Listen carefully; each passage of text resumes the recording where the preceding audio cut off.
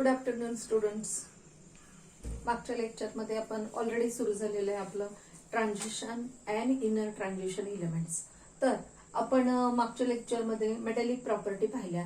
तर मेटॅलिक प्रॉपर्टीमध्ये तर हे आपलं डी ब्लॉक एलिमेंट आहे हे तुम्हाला माहिती आहे. From group number position of a D block, listen here once again. The position of a D block element कुठून आहे? Third group to 12 group. कुठून आहे? 3 to 12 ग्रुप. त्यानंतर पिरियड कुठला आहे? 4 पिरियड. हिअर पिरियड नंबर लिहिलेला असतो. 4th period to 7th period. 4th period to 7th period. First series, second series, third series आणि फोर्थ सिरीज. त्याच्यानंतर हॅव अ कॅरेक्टरिस्टिक्स और it is place in between the S block and P block. S block ते हिरव्या कलरचे असतात ते S block आहेत आणि इकडचा आपला हा इथून हा सगळा हा काय आपला पी ब्लॉक आहे. तर आपलं ऑलरेडी झालेलं आहे मेटॅलिक प्रॉपर्टी. तर मी फक्त 1-2 गोष्टी रिवाइज करू इच्छिते. तर सॉफ्ट मेटल कुठले? तर zinc, cadmium, mercury. They are a soft metal because they don't have any unpaired electron in D orbital आणि म्हणून ते कसे आहेत? सॉफ्ट मेटल आहेत. तसंच हार्ड मेटल कुठले आहेत? तर chromium, molybdenum, tungsten. Chromium, molybdenum, tungsten हे कसे आहेत? हार्ड मेटल आहेत. त्यांचा मेल्टिंग पॉइंट, बॉइलिंग पॉइंट सुद्धा कसा आहे? High. Melting point, boiling point responsible high होण्यासाठी रिस्पॉन्सिबल फॅक्टर कुठला असतो? तर फॉर्मेशन ऑफ कोव्हॅलेंट बॉन्ड आणि त्याच्यामध्ये असलेले अनपेअर्ड इलेक्ट्रॉनमुळे त्याच्यामध्ये काय होतं? तर कोव्हॅलेंट बॉन्ड होतात आणि त्याच्यामुळे to break this covalent bond hexagonal close pack और क्युबिक क्लोज पॅक या टाइपचे स्ट्रक्चर तयार होतात आणि मग हे ब्रेक करण्यासाठी जास्त अमाऊंट ऑफ एनर्जी लागते. तर जास्तीत जास्त जर अनपेअर्ड, जेवढे जास्त अनपेअर्ड इलेक्ट्रॉन तेवढा बॉइलिंग पॉइंट, मेल्टिंग पॉइंट हा जास्त असतो. आता मेल्टिंग पॉइंट हा जास्त असतो. त्यानंतर हे इथं हे manganese and technetium. This has a low heat of atomization आणि म्हणून त्यांचा मेल्टिंग पॉइंट हा कसा आहे? अबनॉर्मली त्यांचा मेल्टिंग पॉइंट हा कसा आहे? हा कमी आहे. का कमी आहे? कारण because of low heat of atomization. Atom form करायसाठी म्हणजे हे सगळे कॉम्पॅक्ट स्ट्रक्चर आहे, त्यांच्याकडे अनपेअर्ड इलेक्ट्रॉन आहेत आणि त्याच्यामुळे ते form covalent bond, metallic bond आणि असं हे कॉम्पॅक्ट स्ट्रक्चर आहे. मग ह्या कॉम्पॅक्ट स्ट्रक्चर मधून एक ॲटम असा वेगळा करायचा आपल्याला.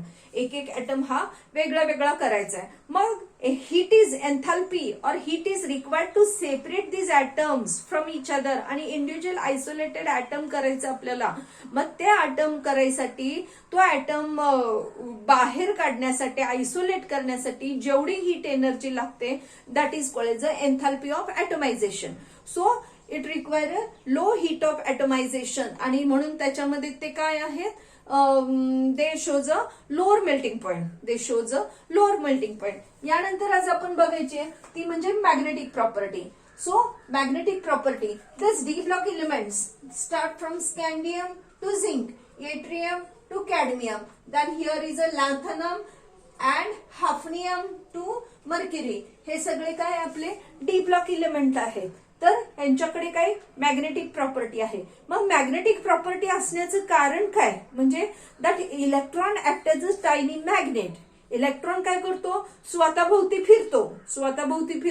तसाच तो काय करत असतो? न्यूक्लियस भोवती सुद्धा फिरत असतो. That means it spin around its own axis and also it revolve around the nucleus. That time it act as a tiny magnet म्हणून तो बिहेव करतो. मग जर एक इलेक्ट्रॉन असेल तर त्याच्यामध्ये मॅग्नेटिक मोमेंटम, अँग्युलर मोमेंटम त्यांच्यामध्ये कसं असतं?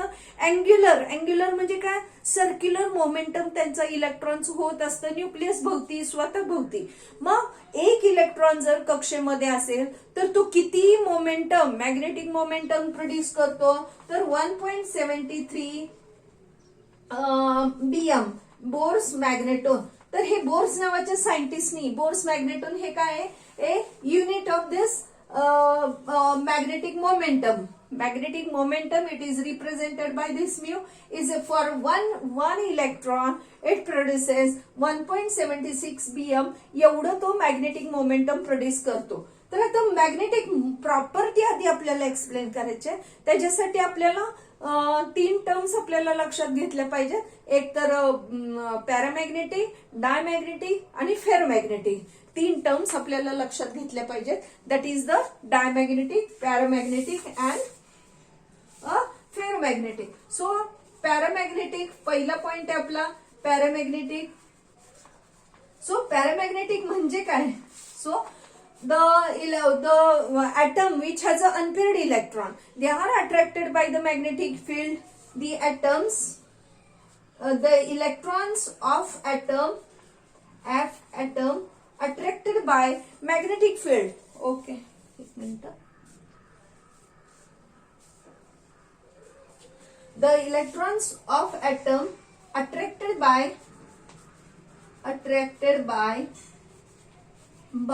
magnetic field. When this magnetic field is applied to this atom ला काय केलं आपण?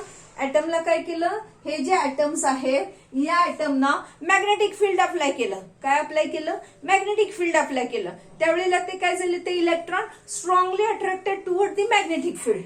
These electrons are strongly attracted towards the magnetic field. That time they are called as a ferromagnetic. That time they are called as a ferromagnetic element. That time it is called as a ferromagnetic element or molecule or a compound. आणि they are, if they are repelled to the magnetic field, त्यांनी repulsion दाखवलं magnetic field कडे, ते attract नाही झाले, तर त्यावेळेला त्याला म्हणायचं डायमॅग्नेटिक. त्यावेळेला त्याला काय म्हणायचं? डायमॅग. आणि simply they are attracted towards the magnetic field. That time it is called as a paramagnetic. म्हणजे त्यांच्याकडे जे अनपेअर्ड इलेक्ट्रॉन असतात ते अनपेअर्ड इलेक्ट्रॉन. फॉर एक्झाम्पल आपण लक्षात घेऊया. फॉर एक्झाम्पल कुठलं पण एक्झाम्पल घेऊया. Vanadium 23. So here it's electronic configuration तुम्हाला माहिती आहे 4s2 and 3d. इथेपर्यंत आपले 20 होतात. इथपर्यंत आपले 20 होतात आणि हे 3 इथे टाकायचे म्हणजे 23. So it has unpaired electron in D orbital. हे बघा, तर त्या डी ऑर्बिटल कडे त्याच्याकडे काय आहे? अनपेअर्ड इलेक्ट्रॉन आहेत. आणि दीज unpaired electron responsible for to the these unpaired electron attract to the magnetic field. Hence they are called as a paramagnetic compound. जर ह्याच्याकडे हे जर इलेक्ट्रॉनच नसते म्हणजे जर अशी केस झाली व्हॅनेडियम 3+. दुर्गा पक्षी तिकडे घे बाळ. व्हॅनेडियम 3+. आता व्हॅनेडियम 3+ कडे केस कशी झाली? 4s vanadium 3+. ओके, नाव सी व्हॅनेडियम 5+ करावं लागेल आपल्याला. व्हॅनेडियम 5+. त्यावेळेला त्याची केस कशी होणार आहे? 4s0 and 3d also 0. That time it has no magnetic field. त्यावेळेला त्याच्याकडे काय अनपेअर्ड इलेक्ट्रॉन नाहीत. त्यावेळेला केस कशी होते? त्याच्याकडे एक पण अनपेअर्ड इलेक्ट्रॉन नाहीये आणि त्याच्यामुळे it is not attracted toward the magnetic field. येते का लक्षामध्ये? त्यावेळेला तो मॅग्नेटिक प्रॉपर्टी दाखवत नाही. It is a diamagnetic. तर the electrons, the atom has some unpaired electron, and these unpaired, when the magnetic field is applied to this atom or molecule, that time these unpaired electrons which are strongly attracted toward the magnetic field, that time it is called as a ferromagnetic character. That time these electrons, समजा हे बघा, हे असं असेल. समजा आपण केस घेतली निकेलची किंवा आपण घेतली केस कोबाल्ट 27. सो 4s2 आणि मग इथे झाले आपले 7. मग केस कशी झाली बघा इकडे. सो किंवा आयन घेतलं. आयन कडे किती आहेत? 26. Fe 26. सो आपल्याला आयनचं हे वेल नोन एक्झाम्पल माहिती आहे ना आपल्याला, त्यामुळे मी आयन घेते. सो आयन घेतलं सपोज, तर याच्याकडे किती झाले? 2. आणि या केस मध्ये इथे काय झाले? 2 इलेक्ट्रॉन झाले. हे 2 इलेक्ट्रॉन 4s आणि हे 3d 6. मग हे 1 2 3 4 5 आणि एक इथं पेअरिंग केलेलं आहे. हे झालं आपलं 3d6. मग या ज्यावेळेला नंबर ऑफ अनपेअर्ड इलेक्ट्रॉन त्याच्याकडे असतात त्यावेळेला ते काय होतं, strongly attracted toward the magnetic field. They align in one direction. ज्या बाजूला मॅग्नेटिक फील्ड आहे त्या मॅग्नेटिक फील्डकडे ते काय करतात, या पद्धतीने सगळे इलेक्ट्रॉन हे वन डायरेक्शननी approaches towards that magnetic field. That time there is a production of, or there is a creation of permanent magnet. मग ते काय आहे, परमनंट मॅग्नेट क्रिएट होतं त्याच्यामध्ये. त्यावेळेला त्याला काय म्हणायचं, ferromagnetic. that time that substance is called as a ferromagnetic substance. and simply याची डेफिनेशन जर आपल्याला विचारली तर आपण कशी सांगायची, the compound or the elements which are strongly attracted towards the, or the metal which are strongly attracted towards the magnetic field, that time it is called as a ferromagnetic. And simply the electrons of the metal attracted by the magnetic field, strongly शब्द वापरायचा नाही, attracted by the magnetic field, that time it is called as a paramagnetic nature. that time it has a paramagnetic. आणि मग डायमॅग्नेटिकला काय म्हणायचं, the elements in which the electrons are not attracted, or the atoms or molecule which is not attracted by the magnetic field. the atom or कोण attract होतं त्याच्यामधले, electron attract होतात. कोण अट्रॅक्ट होतात, इलेक्ट्रॉन अट्रॅक्ट होतात. मग electron म्हणा किंवा इलेक्ट्रॉन ऑफ ॲटम म्हणा किंवा simply atom which is not attracted by the magnetic field, that time it is called as a diamagnetic. पण डायमॅग्नेटिकच्या केसमध्ये बघा, तर डायमॅग्नेटिकच्या केसमध्ये सपोज आपली केस जर घेतली ही झिंकच्या केसमध्ये किती आहे, zinc 30. So 4s2 and 3d10. आता 10 म्हणजे कम्प्लिटली फिल झालं. डी ऑर्बिटल कसं झालं, कम्प्लिटली फिल झालं. एस पण ऑर्बिटल कसं झालंय, कम्प्लिटली फिल. मग आपण त्याला डायमॅग्नेटिक म्हणू शकतो. किंवा आता आपण केस एक ऑब्झर्व केली, व्हॅनेडियम 5 प्लस व्हॅनेडियम 23. त्याच्या व्हॅनेडियम सिंपल व्हॅनेडियम असतो, त्याचं किती आहे, 4s2 and 3d3. 4s2 and 3d3. तर हे 3d3 हे इथपर्यंत 20 झाले आणि हे 3 ते 20. तर हे सिंपल व्हॅनेडियम. जर व्हॅनेडियम 5 प्लस करायचं झालं तर हा त्याचा ऍटॉमिक नंबर लिहिलेला आहे, तो नंबर तोच राहतो, पण त्याच्यामध्ये काय होतात, 5 इलेक्ट्रॉन कमी आहेत. मग हे 3 आणि हे 2, 5 इलेक्ट्रॉन कमी झाले. मग हे कसे झाले, 0-0. मग आपण हे आता हे काय करणार आहे, व्हॅनेडियम 5 प्लस हे काय म्हणून बिहेव होणार आहे, डायमॅग्नेटिक म्हणून बिहेव होणार आहे. म्हणजे त्याची म्यू व्हॅल्यू ही कशी असणार आहे, 0 असणार आहे. मग हे तर आपल्याला मॅग्नेटिक प्रॉपर्टी एक्सप्लेन करताना आपल्याला आधी 3 गोष्टी लक्षात ठेवल्या पाहिजेत, पॅरामॅग्नेटिक, डायमॅग्नेटिक आणि ferromagnetic. Paramagnetic, the substance which are attracted by the magnetic field, that substance is called as a paramagnetic. इथं substance च्या ऐवजी metal पण म्हणू शकता. And the substance or metal which are not attracted by the magnetic field, that time it is called as a diamagnetic.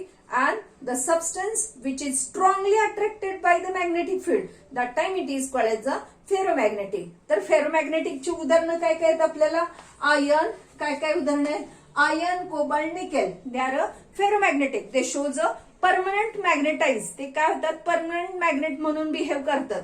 तर ते they are strongly attracted by the magnetic field. का, कारण त्याच्याकडे नंबर ऑफ अनपेअर्ड इलेक्ट्रॉन आहेत म्हणून.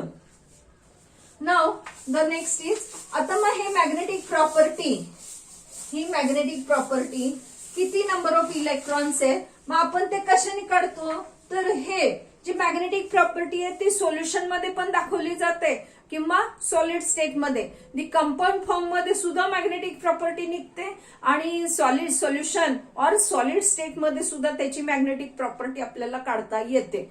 So it is find out by mu is equal to √n plus in bracket n+2 या सूत्राच्या साहाय्याने आपण काय करतो, त्याचं magnetic momentum. This Bm is the unit of that magnetic momentum. So the magnetic momentum can be calculated by using this equation. Mu is equal to under root n in bracket n plus 2. या साह्याने आपण काढू शकतो. n म्हणजे काय? Number of unpaired electron. What is mean by n? n means number of unpaired electron. So see the example of any. Suppose आपल्याला सांगितलं की Fe आपल्याला सांगितलं की Fe तुम्ही मॅग्नेटिक मोमेंटम काढा. Fe किंवा कुठला पण एक इलेमेंट दिला त्याचं मॅग्नेटिक मोमेंटम काढा. सी हिअर त्याच्यावर कुठलाही चार्ज नाही. याच्यावर मी आता या केसमध्ये कुठलाही चार्ज दाखवलेला नाहीये. त्याच्यामुळे Fe किती झालाय? Feचा नंबर किती असतो? 26. So 26. Simply it's electronic configuration is 4s2 and 3d किती येतात? 6. So find out it's box diagram. Box diagram काढायची कारण आपल्याला इथे चुकायचं नसतं. आपल्याला इथे चुकायचं नाहीये. त्याच्यामुळे आपण सिम्पली बॉक्स डायग्राम काढायची. आता बघायचं हे 4s 2 इलेक्ट्रॉन आणि याच्याकडे 6 इलेक्ट्रॉन. मग 6 इलेक्ट्रॉन झाले की कसे होतात बघूया आपण. हे 5 आणि हा 6. ठीक आहे, 6 झाले. आता ह्या Fe कडे अनपेअर्ड इलेक्ट्रॉन किती आहेत? तर 4 unpaired electron. n is equal to 4. मग आता आपण ही 4 व्हॅल्यू ह्या सूत्रामध्ये टाकायची. आणि hence for this mu is equal to under root n. n ची व्हॅल्यू आता आपण डायरेक्ट टाकूया. 4 in bracket 4 plus 2 bracket close. So we get here under root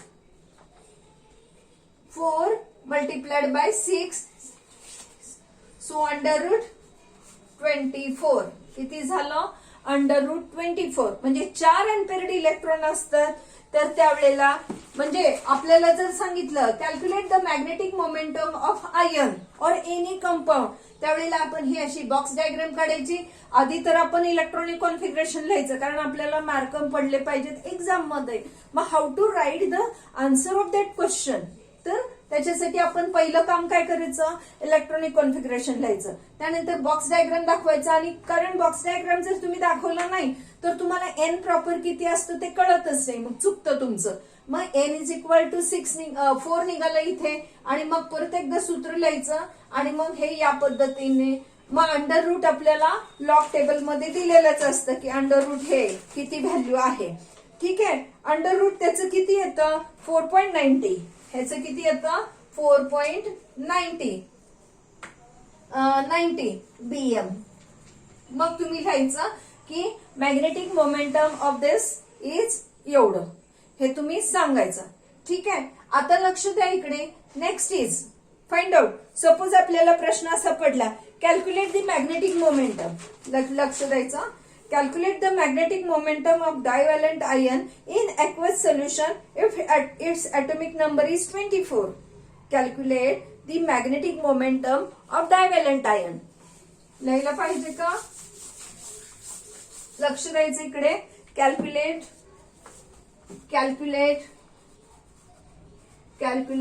the magnetic momentum. Me short मध्ये लिहिते. Of divalent ion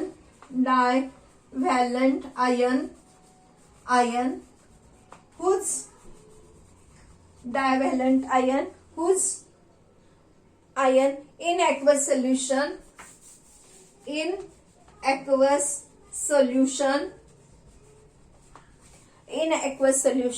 if its atomic number is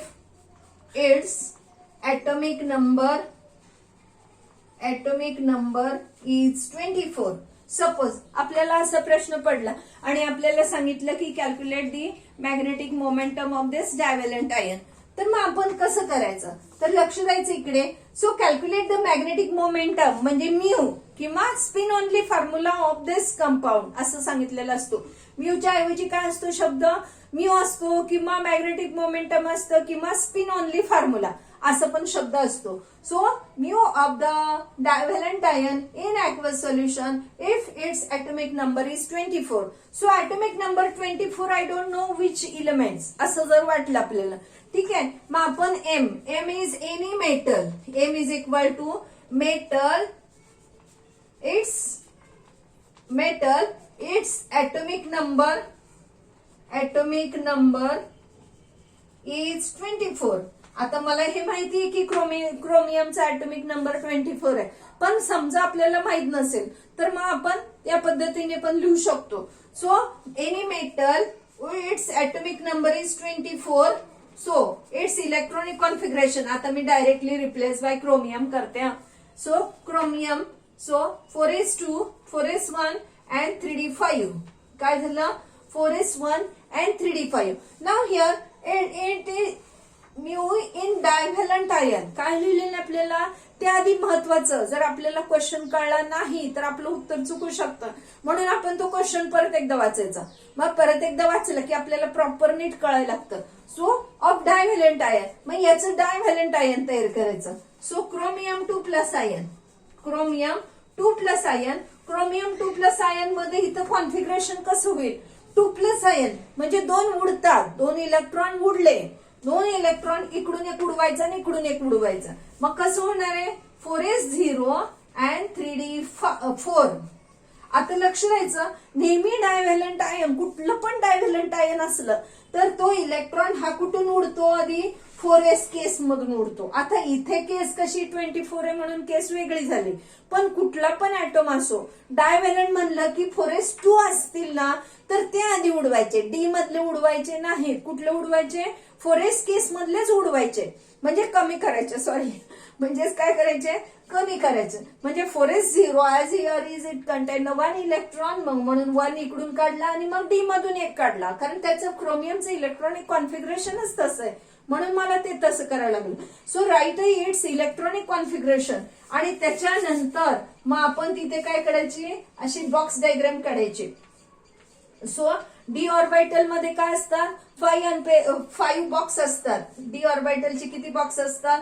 5. मग हे किती unpaired electron आहेत त्याच्याकडे? 4 unpaired electron.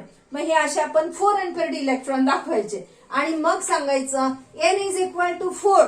एनची value carry mass. आणि मग आपण सांगायचं की एन इज इक्वल टू 4 आणि मग इथं फॉर्म्युला टाकायचा, mu is equal to √n in bracket n+2. ठीक आहे, आणि मग हे फॉर्म्युला टाकायचं, mu is equal to √4 in bracket 4+2 is equal to काय असेल ते मग आपण हे असं पूर्ण उत्तर काढायचं. दॅट इज आत्ताच आपण काढलेलं होतं 4.90 BM. आणि मग त्याला आपण सूत्र पण द्यायचं. एनची व्हॅल्यू लिहिली, हे लिहिलं तुम्ही, इथे मार्क्स पडतात. त्यानंतर हे सूत्र लिहिलं आणि फायनल आन्सर लिहिल्यानंतर आपल्याला पूर्ण 2 मार्क मिळतात. तर आपण त्या गोष्टीकडे सुद्धा लक्ष दिलं पाहिजे. Now see the another example. Calculate the spin-only magnetic moment of divalent cation of transition metal. Its atomic number is 25. Its atomic number is 25. Spin only. तर म्यू म्हणजे काय? Magnetic momentum. स्पिन ओनली और simply magnetic momentum mu और spin only. ठीक आहे, लक्षात येत आहे का तुमच्या? तर आता आपल्याला सांगितले की डायव्हॅलंट आयन आणि त्याचा नंबर किती आहे? 25 आहे. त्याचा नंबर किती आहे? 25 आहे. मग डायव्हॅलंट आयन आणि त्याचा नंबर काय आहे? 25 आहे. ठीक आहे, मग हे 25 मी चेंज करते, लक्ष द्या इकडे. सो 25, मग इथे किती झाले? 2. 25 इथपर्यंत 20 झाले आणि 5 25. ठीक आहे, it is not chromium. Now here is a Mn. हा कुठला ऍटम आहे? Mn, manganese. सो 25. मग त्याचं इलेक्ट्रॉनिक कॉन्फिगरेशन कसं झालं? 2 प्लस आयन तयार करायचं. मग Mn 2 प्लस आयन मध्ये केस कशी होते? आत्ताच मी तुम्हाला सांगितलं, कुठले इलेक्ट्रॉन उडतात? 2 प्लस करायचा, आयनिक कॅरेक्टर दाखवायचं. ऑक्सिडेशन स्टेट मी काल तुम्हाला व्यवस्थित समजवलेलं आहे मागच्या लेक्चरमध्ये, तर ते सुद्धा तुम्ही ऑब्झर्व करा. सो 2 + 2 केस ती कशाची तयार होते? आयनिक कंपाऊंड तयार करतात. ते कसे, कुठले इलेक्ट्रॉन उडतात? फोरेस मधले इलेक्ट्रॉन उडतात. मग फोरेस मधलेच इलेक्ट्रॉन उडून दाखवायचे आपण. आणि मग हे, मग याच्याकडे किती अनपेअर्ड इलेक्ट्रॉन आहेत? 5 अनपेअर्ड इलेक्ट्रॉन. मग एन इज इक्वल टू या केसमध्ये काय झाला? 5 झाला. मग सिम्पली 5 सबस्टिट्यूट करायचं. आता सिम्पली आपण काय सबस्टिट्यूट करायचं? 5. मग 7 35 स्क्वेअर ब्रॅकेट मध्ये काय येणार आहे? 7 multiplied by 5 is equal to 35 is equal to √35. हे आपण लॉग मध्ये सुद्धा बघू शकतो. माझ्याकडे उत्तर रेडी आहे, मी ते तुम्हाला सांगते. किती उत्तर येणार आहे? 5.92 BM. So magnetic momentum is 5.92 BM. So magnetic property आपल्याला एक्सप्लेन करायचं. हे 2-2 मार्काला असे प्रश्न विचारू शकतात, किंवा पॅरामॅग्नेटिक, डायमॅग्नेटिक, फेरोमॅग्नेटिक हे सुद्धा आपल्याला विचारू शकतात. तर हे आपल्याला सीईटीला सुद्धा क्वेश्चन असू शकतं. ज्याच्याकडे अनपेअर्ड इलेक्ट्रॉन नाहीयेत ते डायमॅग्नेटिक असतात. ते म्यू व्हॅल्यू 0 दाखवतात. म्यू व्हॅल्यू किती दाखवतात? 0 दाखवतात. तर ते सुद्धा आपण लक्षात ठेवा. यानंतर आपण बघूया की कलर. यानंतर आपल्याला बघायचं आहे colour. So colour of d block element shows a D block element their compound and their metal are coloured. D block इलेमेंटचे इलेमेंट किंवा मेटल, डी ब्लॉक इलेमेंट्स कशा असतात? कलर्ड कंपाऊंड तयार करतात. 1 मिनिट.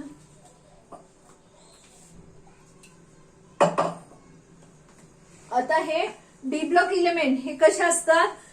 कंपाऊंड कसे तयार करतात? कलर्ड कंपाऊंड करतात. किंवा ते स्वतः सुद्धा इलेमेंटल स्टेट मध्ये सुद्धा ते कसे असतात? कलर्ड असतात. कंपाऊंड फॉर्म मध्ये, आयनिक फॉर्म मध्ये, सोल्युशन फॉर्म मध्ये, और म्हणजेच सॉलिड फॉर्म मध्ये ते सगळे कसे असतात?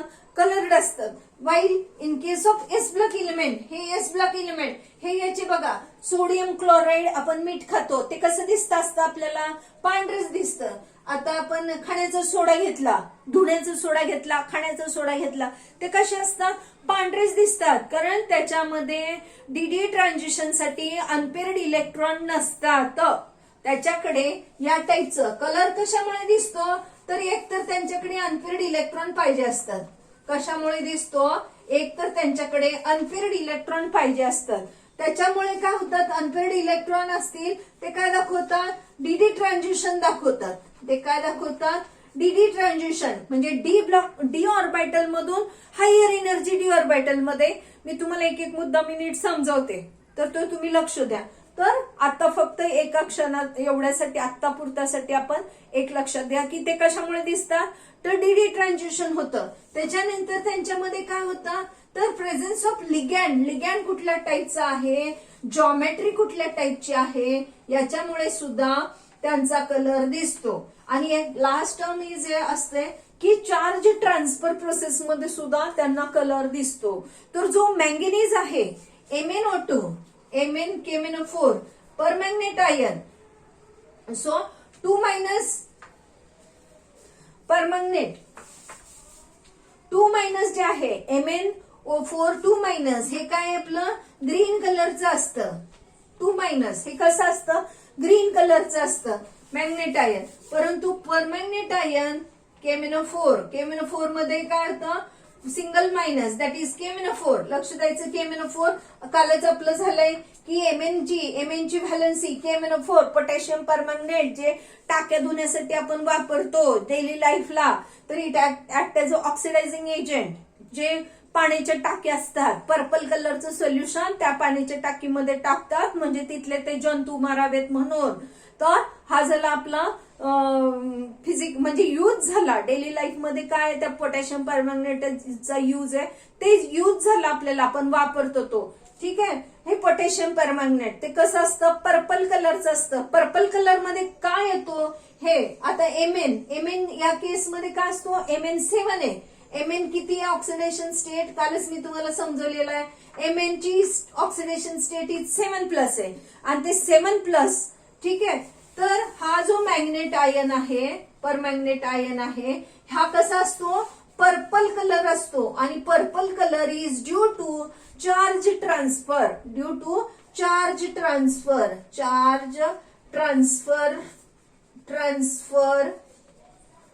फ्रॉम ऑक्सिजन 2 मायनसचा चार्ज, म्हणजे याच्याकडे या ऑक्सिजनकडे किती आहेत, 2 इलेक्ट्रॉन आहेत. ह्या ऑक्सिजनकडे कसे आहेत, 2 इलेक्ट्रॉन आहेत. आणि हे ऑक्सिजन काय करतो, सिंगल इलेक्ट्रॉन करतो. तर हे जो एक इलेक्ट्रॉन हा ट्रान्सफर करतो टू Mn.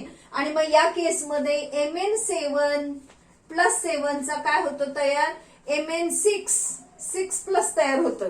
तर या पद्धतीने याचं charge transfer, this oxygen transfer charge to this Mn. आणि मग त्याचं ऑक्सिडेशन स्टेट ही कमी होते. ऑक्सिडेशन स्टेट ही काय होते, कमी होते. तर it shows a purple colour due to charge transfer and not DD transition. DD transition मुळे दिस MnO4 मायनस परमॅग्नेट आयन ते जे आहे ते पर्पल कलर दाखवतं. It is not due to charge transfer. It is due to charge transfer and not DD transition. हे एक लक्षात घ्या. तर लक्ष द्यायचं इकडे.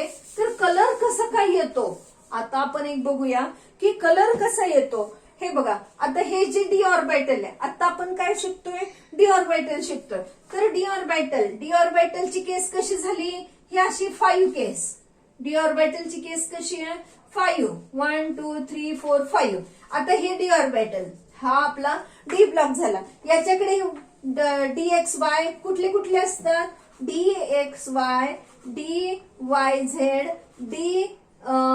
DYZ, ZX आणि DX2 मायनस स्क्वेअर, DX2 वजा मायनस Y2 आणि दुसरा असतो DZ2. हे त्याचे ब्लॉक्सची नावं झाली, ऑर्बिटलची नावं, त्याचे ब्लॉक्सची घरांची नावं झाली. तर हे जे आहे दिस डी ऑर्बिटल, ह्या डी ऑर्बिटल मध्ये हे तर काय आहेत, आता हे सगळे सेम एनर्जी दाखवतात. हे सगळे जे ऑर्बिटल जे आहेत हे सगळे सेम एनर्जी दाखवतात. ठीक आहे. परंतु ज्यावेळेला ligand approaches towards this metal atom, ज्यावेळेला एखादा लिगँड और मॉलिक्यूल बॉन्ड फॉर्म करायसाठी त्याच्याकडे अप्रोच करायला लागतो, त्यावेळेला ते काय होतं, डी ऑर्बिटल असं स्टिम्युलेट होतं. त्यावेळेला काय होतं, असं हे डी ऑर्बिटल असं स्प्लिट होतं. इकडे 2 घरं जातात, म्हणजे हे DX2 Y2 हे इथं येतं आणि हे जे आहे हे इथं येतं, म्हणजे स्प्लिट इंटू टू. तर हे या पद्धतीने स्प्लिट होतात आणि ह्यांच्यात हा एनर्जी डिफरन्स दिसतो. हॅव अ मॅक्झिमम एनर्जी आणि ह्यांच्याकडे कशी आहे, लोअर एनर्जी आहे. And that time when the ligand or any ion or molecule approaches towards this metal ion for the bond formation, that time this d orbital split. d orbital काय होतं, split होतो. आणि त्यावेळेला मग हे जर याच्यामधले असतील ते इलेक्ट्रॉन, इकडचे इलेक्ट्रॉन ज्या वेळेला इकडे जायचे असतात त्याला काय म्हणायचं, डी ट्रान्झिशन. हे पण कसे डी ऑर्बिटल आहेत, हे पण कसे डी ऑर्बिटल आहेत. मग इकडून इकडे ज्या वेळेला इलेक्ट्रॉन उडी मारतो, इकडचं इलेक्ट्रॉन इकडे उडी मारतो, त्यावेळेला काय लागतं त्याला, त्याच्याकडे तेवढी एनर्जी नसते पण त्याला उडी तर मारायची असते. मग अशा वेळेस काय करतो, तो एनर्जी कुठून घेतो, फ्रॉम व्हिजिबल रेंज. कुठून घेतो, from visible range. Visible range किती असते, 400 ते 800 नॅनोमीटर. किती असते, 400 ते 800 नॅनोमीटर व्हिजिबल रेंज. तर जी व्हिजिबल रेंज म्हणजे काय, जी आपल्या डोळ्यांना दिसते. आपण सगळे रेंजेस ज्या आहेत अल्ट्राव्हायोलेट रेज, त्या सगळ्याच्या सनलाईटच्या रेंज आपण बघू शकत नाही. फक्त आपण कुठलं बघू शकतो, तर 400 ते 800 नॅनोमीटर एवढीच रेंज आपण बघू शकतो. तर ते मेटल सुद्धा काय करतात, त्या रेंज मधून एनर्जी अब्झॉर्ब करतात. ते आता हे माहितीये तुम्हाला की सनलाईट मध्ये व्हाईट लाईट असते, बरोबर. आणि ही व्हाईट लाईट किती कलरनी बनलेली आहे, 7 कलरनी. White light has a different colour आणि त्या कलरचा डिफरंट व्हेवलेंथ असतो. त्या कलरचं काय असतो, ते कलर असतात. It has a group of wavelength. वेगळे वेगळे कलर आहेत आणि त्या कलरचा पर्टिक्युलर व्हेवलेंथ असतो. आता फिजिक्स मध्ये तुम्ही शिकलाय की इथं बीम असेल तर हे असा हा व्हायब्रेट होतो आणि मग ह्या distance between 2 successive crust or trough, suppose crust or trough, it is called as a wavelength म्हणजे लॅम्बडा, और distance between the 2 successive crust crust or trough, त्याला काय म्हणायचं, लॅम्बडा म्हणायचं. मग हे जे कलर, हे जे वेव्हच्या रूपात हे एनर्जी ट्रान्सफर होत असते आणि त्याला काय पर्टिक्युलर कलर असतात. मग हे जे कलर आहे तर त्या मेटलनी, तो मेटल काय करतो, when ligand approaches towards the metal or any ion approaches towards the metal, that time it split into two. आणि मग त्यावेळेला त्याला स्प्लिट इंटू टू होत असताना त्याला एनर्जी पाहिजे असते. मग तो एनर्जी कुठून घेतो, फ्रॉम द विजिबल रेंज. आणि विजिबल रेंज मधून काही एखाद्या कलरची फ्रिक्वेन्सी, एखादाच कलर तो ऍब्झॉर्ब करतो आणि उरलेलं ते काय करतो, रिफ्लेक्ट करतो. एखादाच कलर ऍब्झॉर्ब करतो, एखाद्या कलरची एनर्जी, लाईट एनर्जी तो ऍब्झॉर्ब करतो. And that energy is use for the transmission of electron from lower energy, for the DD transition from lower energy orbital to higher energy orbital, that is called DD transition. त्यावेळेला ती जी energy आहे, एका कलरची light energy तो absorb करतो, काही म्हणजे खूप कमी अमाऊंट ऑफ एनर्जी तो ऍब्झॉर्ब करतो आणि उरलेली तो रिफ्लेक्ट करतो, टाकून देतो. आणि टाकून देताना तो शक्यतो काय असतो, जो कलर त्यांनी जे ऑब्झर्व केलेला असतो त्याचा तो कॉम्प्लिमेंटरी कलर म्हणजे अपोजिट कलर, म्हणजे उरलेला कलर तो फेकून देतो, म्हणजे रिफ्लेक्ट करतो, म्हणजे बाहेर टाकतो. हा बाहेर टाकलेला जो कलर असतो तो जो कलरची ऑब्झर्व केलेली लाईट असते त्याच्या अपोजिट कलर असतो. ज्या कलरची लाईट त्यांनी ऑब्झर्व केलेली असते त्या कलरची अपोजिट लाईट कलर तो बाहेर टाकून, कलर एनर्जी तो बाहेर फेकून देतो आणि त्या कलरचा तो मेटल दिसतो. म्हणजे ऍब्झॉर्ब केलेली लाईटच्या अपोजिट कलर म्हणजेच कॉम्प्लिमेंटरी कलर, इट लुक म्हणजे तो कॉम्प्लिमेंटरी कलर सारखा दिसतो. तो खूप small amount of energy absorb करतो आणि उरलेली लाईट तो बाहेर टाकतो. ज्या कलरच्या लाईट बाहेर टाकतो त्या कलरचा तो दिसतो आपल्याला डोळ्याला. ओके, तर या पद्धतीने त्याचे कलर दिसतात.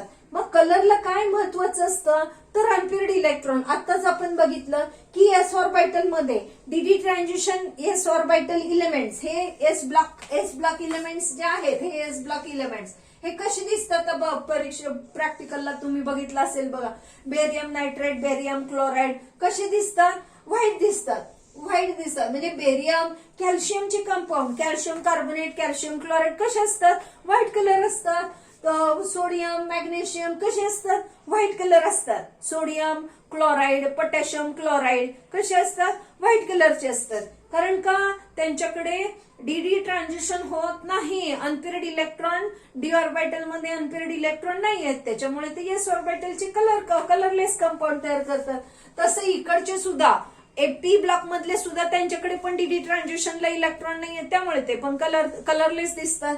परंतु डी ऑर्बिटल कडे काय आहे तर अनपेअर्ड इलेक्ट्रॉन कुठे आहेत तर डी ऑर्बिटल मध्ये आहेत. आणि डी ऑर्बिटल मध्ये काय होतात, ते डीडी ट्रान्झिशन करतात. ते काय करतात, असं डीडी ट्रान्झिशन करतात. मग डीडी ट्रान्झिशन करायला एनर्जी लागते. It absorb energy from visible range and use it for the transmission from lower energy to higher energy orbital or jumping of electron from lower to higher energy orbital, and remaining light it throw out or reflect, and which color it throw out, that color it look, तो आपल्याला डोळ्याला दिसतो, त्याला म्हणायचं complementary colour. तो complementary colour आपल्याला डोळ्याला दिसतो. तर हे लक्षात घ्या. त्याच्यानंतर दुसरं काय असतं की त्याचा लिगँड म्हणजे काय, species or molecule or ion which form a coordination bond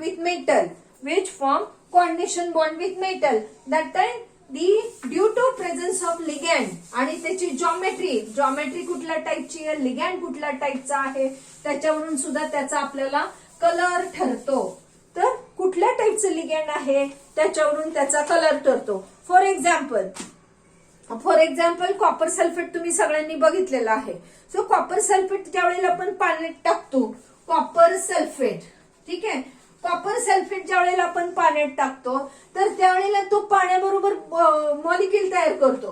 पाण्याबरोबर तो काय करतो, असं हे ऑक्टाहेड्रल जॉमेट्री, 6 म्हणजे ऑक्टाहेड्रल, 6 म्हणजे काय असतं, ऑक्टाहेड्रल असतं. मी ते तुम्हाला कोऑर्डिनेशन केमिस्ट्रीमध्ये मी शिकवते, ठीक आहे. म्हणजे हे असं हे 4 ऍटम इकडे इकडे ह्यामध्ये कॉपर आणि हे असे 4 एका बाजूला आणि एक हा असा आणि एक हा असा. मग हे सगळे पॉइंट्स याला जॉईन करायचे घरी बघा करून. आणि मग हे असे जॉईन केले की it look like a octahedral म्हणजे 6 त्याचे ऑक्टा म्हणजे किती 8.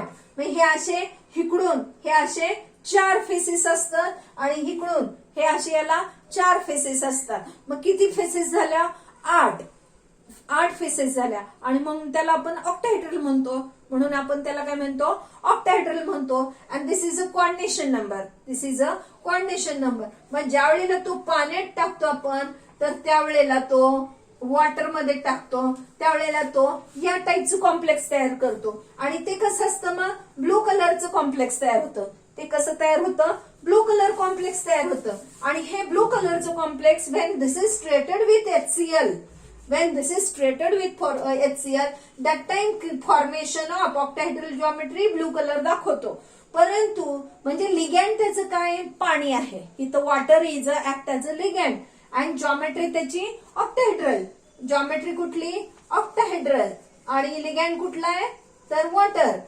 त्यावेळेला तो कसा दिसतो ब्लू कलरचा दिसतो. पण आता इथे ज्या वेळेला HCl टाकतो त्यावेळेला ते कसं होतंय बघा 4HCl टाकल्यानंतर ते लिगॅन्ड त्यांनी चेंज केले. Water is replace by the Cl. Okay ना. इथे आपला चार्ज आला +2 चार्ज आला आणि Cl4 हे कसं आहे ते मी कोऑर्डिनेशन केमिस्ट्रीमध्ये मी तुम्हाला शिकवेलच. परंतु आता फक्त एवढंच लक्षात ठेवायचं. त्यावेळेला तो कसा होतो येलोइश कलरचा होतो. तर लिगॅन्ड बदलले. इथे काय झालं लिगॅन्ड बदललं आणि हे आता दाखवणारी टेट्राहेड्रल जॉमेट्री बदलली लिगॅन्ड बदलला आणि त्याच्यामुळे ते काय झाला त्याचा कलर बदलला. See the another example. अशी वेगळे एक्झाम्पल आपल्याला भरपूर सांगता येतील. तर आपल्याला हे माहिती की कोबाल्ट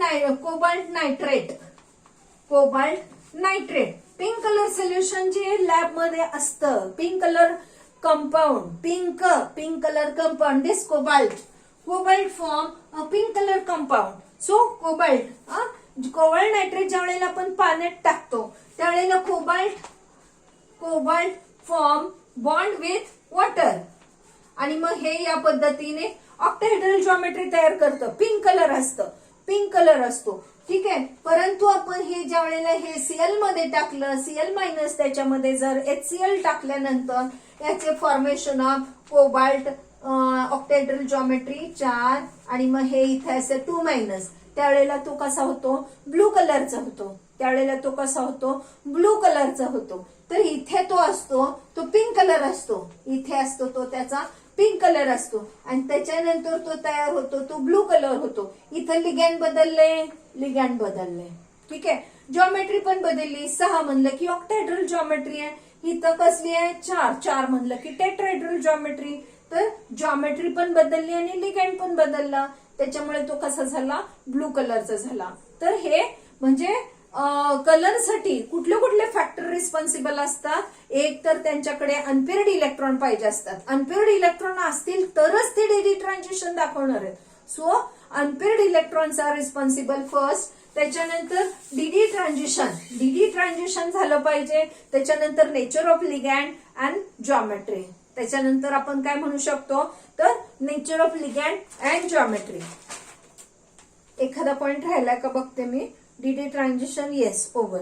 सो या पद्धतीने आपल्याला ते सांगता येतील ठीक आहे. आणि मग Mn परमॅग्नेट आयन हे झालं आपलं परमॅग्नेट आयन पर्पल कलरचं असतं. And this is not due to the DD transition but it is due to charge transfer from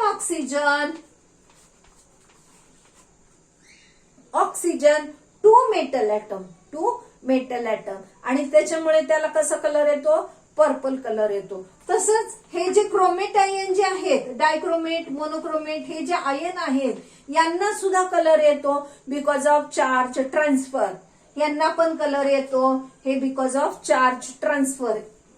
dichromate monochromate ion तर K2CrO4. हा, मोनोक्रोमेट आयन, डायक्रोमेट. मोनोक्रोमेट आपल्याला कसा दिसतो? येलो कलरचा दिसतो. Potassium monochromate, potassium monochromate. आणि पोटॅशियम डायक्रोमेट आपल्याला कसा दिसतो? हा ऑरेंज कलरचा दिसतो. आपण लॅबमध्ये बघूया. ऑरेंज कलरचा दिसतो, हा येलो कलरचा दिसतो. हे कशामुळे होतात? तर due to charge transfer. Chromium जरी असला याच्यामध्ये, इथला हा क्रोमियम, परंतु त्यांच्यामध्ये डीडी ट्रान्झिशनमुळे कलर नाही दिसत. तर कशामुळे दिसतात ते? चार्ज ट्रान्सफरमुळे दिसतात. कशामुळे कलर दिसतात ते? चार्ज ट्रान्सफरमुळे. ठीक आहे. नाव नेक्स्ट इज, सो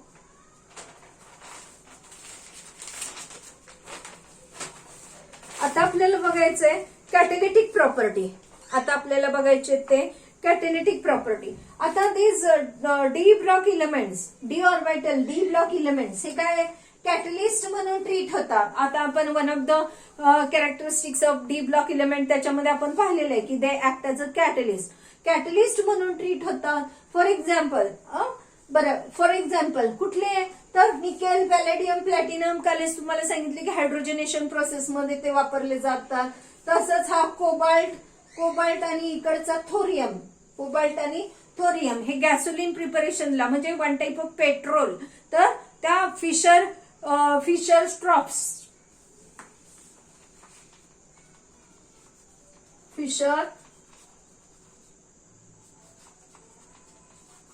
प्रोसेसमध्ये गॅसोलिन हे आपल्याला कशाला विचारलं जातं?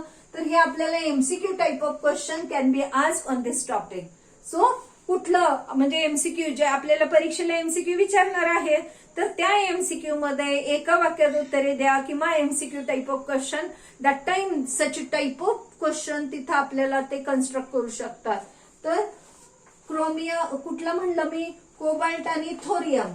कोबाल्ट आणि thorium used in Fischer process for the preparation of gasoline. Preparation of gasoline साठी हे वापरलं जातं. ठीक आहे. वेल नोन एक्झाम्पल तुम्हाला माहिती की निकेल, पॅलेडियम, प्लॅटिनम. निकेल, पॅलेडियम, प्लॅटिनम कशाला वापरलं जातं? हायड्रोजनेशन प्रोसेसला. कशाला वापरलं जातं? हायड्रोजनेशन प्रोसेस. हायड्रोजनेशन म्हणजे काय? Addition of hydrogen. हायड्रोजनेशन म्हणजे काय? Addition of hydrogen. मग कुठेही तो ऍड होत नसतो. तो कुठं असतो? कुठे ऍड होतो? ज्या वेळेला कंपाऊंड मध्ये अनसॅच्युरेशन असतं, म्हणजे सी डबल बॉन्ड सी असतो, सी डबल बॉन्ड सी आहे, किंवा जिथे जिथे गरज आहे अनसॅच्युरेटेड कंपाऊंड असेल तर ते सॅच्युरेटेड करायसाठी, म्हणजे for example hydrogenation of oil. For example hydrogenation of ऑइलला पण निकेल हा वापरला जातो. So here is a creation of formation of C single bond C, that is a saturated compound. That time use this nickel, palladium, platinum. हे वापरलं जातं. Vanadium pentoxide is used in preparation of H2SO4. Is used in preparation of H2SO4 च्या preparation मध्ये vanadium pentoxide वापरतात. तसंच वेगवेगळ्या प्रोसेसमध्ये सुद्धा वेगळे इलेमेंट्स वापरले जातात. मग कुठले कुठले इलेमेंट्स जनरली वापरले जातात? Vanadium, chromium, iron, cobalt, nickel, etcetera. These elements act as a catalyst because they have a large vacant orbital. त्यांच्या का म्हणून ते का कॅटलिस्ट म्हणून ते ट्रीट होतात? कारण त्यांच्याकडे काय आहेत? असे व्हेकंट ऑर्बिटल आहेत. काय आहेत त्याच्याकडे? हे असे व्हेकंट ऑर्बिटल आहेत. हे बघा, हे असे याला म्हणायचं vacant orbital. So vacant orbital किंवा ह्याच्या पुढचे केस, पुढचे काय आहेत त्याच्याकडे? हे पी ऑर्बिटल. हे लागूनच ज्यांची एनर्जी जवळजवळ असते, ज्यांची एनर्जी हे 3D. ओके. नंतर हे 4p, 3D नंतर हा 4s. 4s भरल्यानंतर 3D भरतो, 3D भरला की 4p भरतो. मग हे इथं समजा जर जागा नसेल तर हे 4p त्याच्या लागूनच आहे, त्याच्या जवळच आहे. मग या केसमध्ये काय होतात? Due to presence of number of vacant orbital, due to presence of number of vacant orbital we provide a surface area for the reactant. For the reaction साठी, रिएक्शनला जे काही रिएक्टंट आहे, कॅटलिस्ट म्हणजे काय? तर कॅटलिस्ट म्हणजे उत्प्रेरक इन मराठी. तर उत्प्रेरकाचं काम काय? तर तो फक्त हेल्प करतो रिएक्शनला, reduce the energy of activation. तर आता आपण त्या ह्याच्यामध्ये बघितलं की केमिकल कायनेटिक्स मध्ये, तर केमिकल कायनेटिक्स मध्ये ज्या वेळेला रेट ऑफ रिएक्शन, तर हे या पद्धतीने एनर्जी ऑफ ऍक्टिव्हेशन, हे रिएक्टंट आहे इथे आणि हा आपला प्रोडक्ट आहे. तरी this much amount of energy is required to form a, this is called as a energy of activation. हे इकडे आपण हे रिएक्शन कोऑर्डिनेट आणि इकडे पोटेन्शियल एनर्जी आपण असं जर ग्राफ प्लॉट केला तर एवढ्या amount of energy of activation लागणार आहे. परंतु due to presence of catalyst असल्यामुळे काय होतं, ही एनर्जी ऑफ ऍक्टिव्हेशन काय होते, कमी होते. एनर्जी ऑफ ऍक्टिव्हेशन ही काय होते, कमी होते. आणि जास्तीत जास्त कोलाइड मॉलिक्युल्स, जे reactant molecule, they don't require much energy. जेवढे कोल्युजन आहेत तेवढी म्हणजे सगळेच्या सगळे काय कन्व्हर्टेड टू प्रोडक्ट होतात. Number of collision is not equal to the rate of reaction असं नसतं. ओके, परंतु maximum amount of reactants are converted to product due to reduction of this energy of activation. Due to reduction of this energy of activation. हे बघा इथे energy of activation इथपर्यंतच आहे. हा R आहे, इथं पी आहे. हे या दोघांचा डिफरन्स म्हणजे डेल्टा एच, चेंज इन एन्थॅल्पी, ते वेगळं असतं. आणि हे झालं आपलं इकडचं ते काय आपलं ऍक्टिव्हेशन एनर्जी आहे. ती काय आपली ऍक्टिव्हेशन एनर्जी आहे. सो ड्यू दिस कॅटलिस्ट काय करतात, help act as a catalyst which reduce the energy of activation, which due to presence of this कॅटलिस्टचं काम काय करतं, reduce the energy of activation and convert more amount of reactant to product, increase the rate of reaction. त्याच्यामुळे काय होतं, rate of reaction हा वाढतो. So rate of reaction काय होतं, वाढतो. मग याच्यामध्ये पण दोन टाईपचे रिएक्शन असतात. एक तर हेट्रोजिनस कॅटलिस्ट आणि एक असतो होमोजिनस कॅटलिसिस रिएक्शन. एक टाईप असतो होमोजिनस कॅटलिसिस रिएक्शन. कुठला टाईप असतो, होमोजिनियस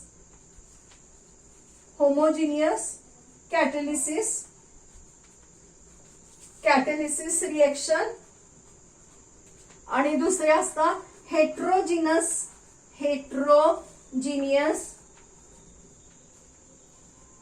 कॅटलिसिस रिएक्शन. या दोन्ही केसमध्ये काय होतात, या होमोजिनस मध्ये काय होतं की जो रिएक्टंट आहे, हे जे डी ब्लॉक इलेमेंट्स आहेत, मेटल आहेत, they form a bond coordination, they form a bond with reactant and it is unstable. That intermediate form, it form a bond. These metal form a bond with reactant and formation of that intermediate which is short-lived, easily break, and catalyst is recovered at the end of the reaction. So in case of homogeneous catalysis reaction, the metal form a bond with the reactant. Form a bond. Suppose reactant हा आपला असा असला A plus B आणि हा आपला C. आता ह्या AB मधला आपल्याला हे catalyst, suppose this is a catalyst, C is the catalyst. Okay, आणि मग आपल्याला A, B आणि C असं बॉन्ड, ओके, मिडल किंवा ओके, मग हे झालं आपलं इंटरमिडिएट. आणि मग इंटरमिडिएट ब्रेक होऊन आपल्याला हे ए बी हे कंपाऊंड तयार होतं आणि C is recovered at the end of the reaction. That means catalyst is recovered at the end of reaction. So here is this act as a catalyst which reduce the energy of activation. त्यांच्यामध्ये काहीही फरक पडत नाही. ते short lived intermediate तयार करतात. तो break होतो, formation of a product and catalyst is recovered at the end of the reaction. Okay, आणि हेट्रोजिनस कॅटलिसिस रिएक्शन मध्ये काय होतं, they provide a large surface area. आता मी तुम्हाला समजवलं बघा की डी ऑर्बिटल त्याच्याकडे काय असतात, तसे वेकंट ऑर्बिटल असतात. त्याच्याकडे काय असतात, तसे वेकंट ऑर्बिटल असतात. आणि ह्या वेकंट ऑर्बिटल मुळे ते काय होतात, provide a surface area for the reaction. These metal provide a surface area to this metal. For example, nickel, palladium, platinum हे कसं तयार होतं, तर ज्यावेळेला हे असं बेड असतं, हे निकेल, प्लॅटिनम, पॅलेडियम कुठल्या तरी एका मेटलचं पण चालू शकतं. नाहीतर तुम्हाला असं वाटेल की हे चाल, मी या बेडवरून ह्या बेडवरून ह्या बेडमध्ये काय ऑब्झर्व केलेला असतो? हायड्रोजन. या बेडमध्ये काय ऑब्झर्व केलेला असतो? Hydrogen. And when this इथिन is pass over this surface, that time this hydrogen is catched by this unsaturated area. This hydrogen is added to this unsaturated area and formation of saturated compound. मग या पद्धतीने इथे काय दिलं जातं? त्याला bed दिलं जातं. Provided large surface area for the reaction.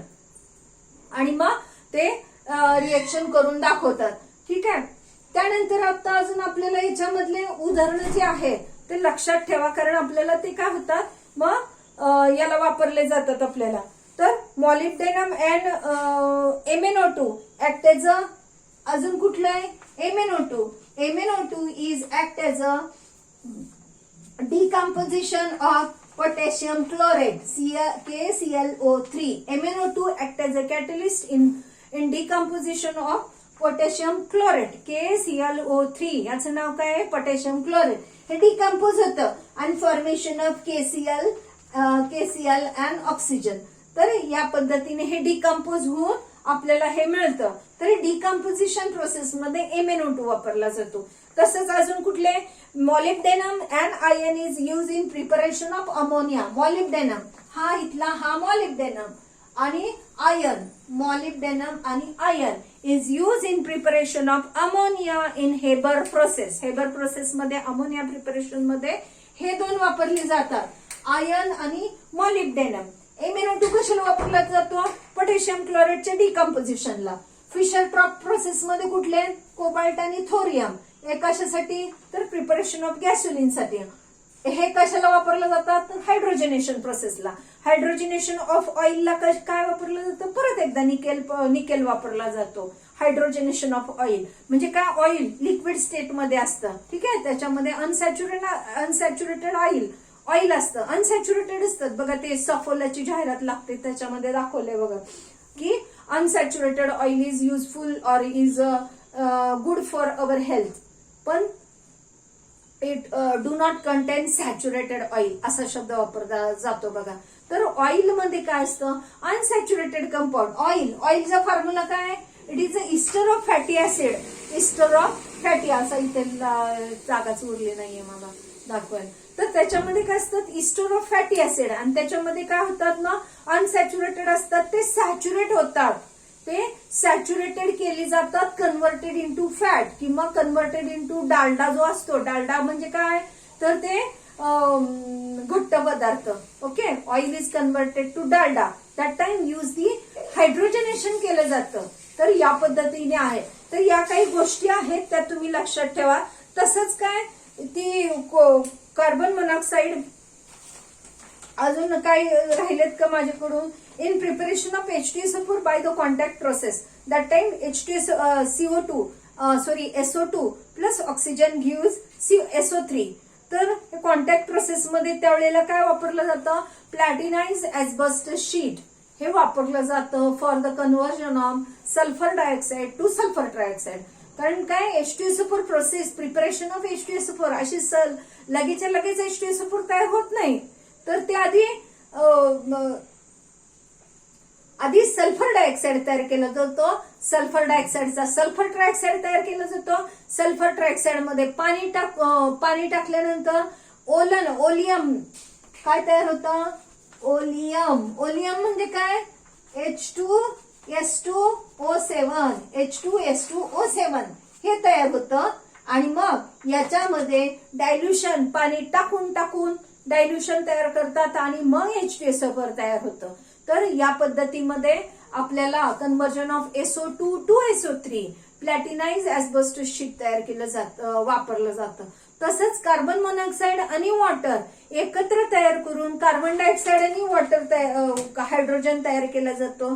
त्या प्रोसेसमध्ये iron and chromium is use. त्या प्रोसेसमध्ये काय वापरलं जातं? आयर्न अँड क्रोमियम हे वापरलं जातं. तर आपल्याला हे MCQ टाईप ऑफ क्वेश्चन मध्ये आपल्याला हे विचारलं जाऊ शकतात. तर त्यामुळे ऍटलिस्ट पुस्तकामध्ये जे उदाहरणं दिलेत ते तरी तुम्ही लक्षात ठेवा. Okay, thank you.